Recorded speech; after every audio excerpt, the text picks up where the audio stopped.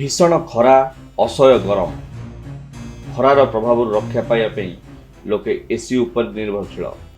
घर ठारू आरंभ करी कार्यालय एसी सर्वदा चली थाए। एहार ठंडा पवन आमको खरार प्रभाव अनुभूत होइथिबा गरम आश्वस्ति देई थाए। मात्र आपण जानिछंती कि यह त्वचा उपरे की प्रभाव पकाई थाए। अधिक समय पर्यंत एसी पवन रहिबा द्वारा त्वचा पाई क्षतिकारक होइथाए।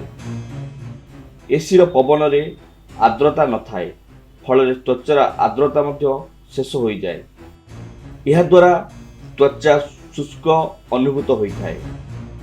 ओठ फाटिबा ठारू आरंभ हेबा सह आखि उपरे मध्य प्रभाव पकाई थाए। त्वचार चमक मध्य ह्रास होइथाए। अनेक समय त्वचा जनित समस्या सृष्टि हेबा सह लाल दाग सृष्टि होइथाए। कम बयस त्वचार शरीर चर्म उपरे कुंचन समस्या आरंभ हुए। यह बयस पूर्व वयस्क हेबा मध्य कहा जाए। झाड़ केवल शरीर तापमात्रा को संतुलन करे ताहा नुहे, बरं यह शरीर अदरकारी पदार्थ को बाहर करिबारे सहायता होइथाए।